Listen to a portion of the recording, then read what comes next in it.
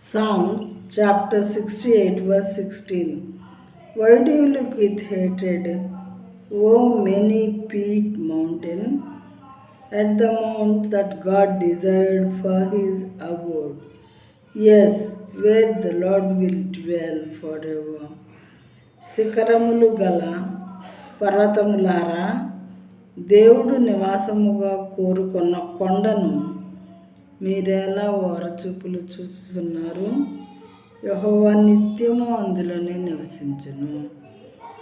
శిఖరములు గల పర్వతములారా, దేవుడు నివాసముగా కోరుకున్న కొండను మీరేలా ఓరచూపులు చూచుచున్నారు?